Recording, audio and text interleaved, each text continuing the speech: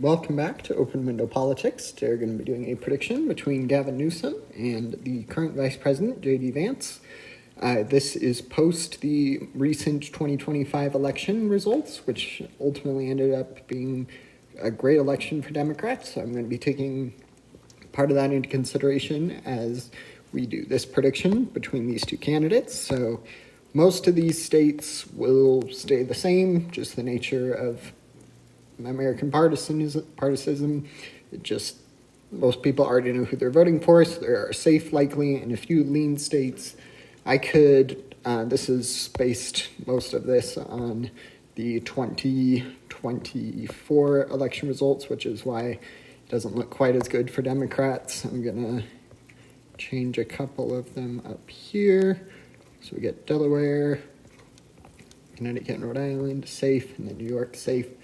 Anyhow, so this is largely a decent idea of what we'll be starting out with. So I do think that there weren't any elections, or there probably were, just nothing too major in Nevada that I'm aware of.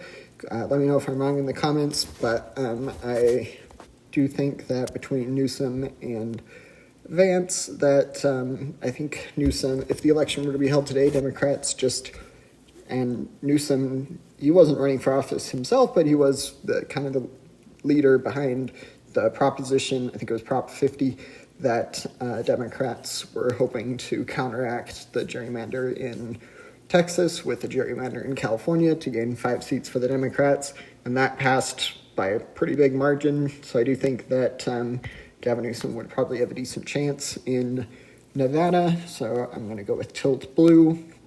I do think that Arizona would probably be a different story. Arizona is going to be hard for Democrats to overcome on the presidential level. I could certainly see it happening. Really, I could see any of these tilt states flipping the other way. That's just the nature of it.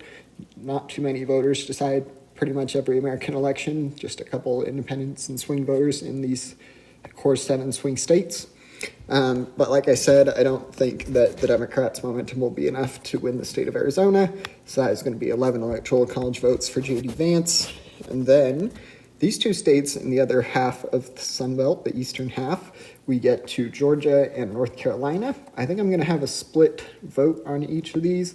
I think in North Carolina, I do think that in 2026, the Democrats have a really good chance of winning a Senate seat there. But North Carolina has been known to occasionally vote for a Democratic governor, Democratic senator. It's been a while. I don't remember the last time for a Democratic senator, but they've been known to do it occasionally. I don't think on the presidential level that there will be enough support for Newsom to win in North Carolina. And then I'm going to go with Georgia. Georgia turned out really well for the Democrats. There were a couple of elections that Democrats performed quite well in. I should reference during the 2025 most recent elections. So I think Democrats and Newsom has a good shot at winning the state of Georgia. And then we get to these 3 Rust Belt states. Generally, I will actually get to the little district here in Nebraska. So not that one. Did not mean to do that one. But I do think that it would be tilt, maybe even lean. I'm going to go with lean. Even Harris was able to win this district, so it's got a really good shot of going to the Democrats again.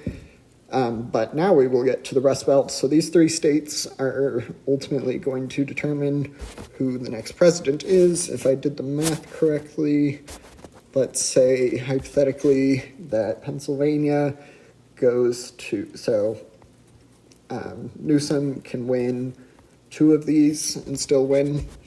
Let's see here. I don't think he can do it. Yeah, Newsom can win with Wisconsin and Michigan, and Vance would need to get all 3.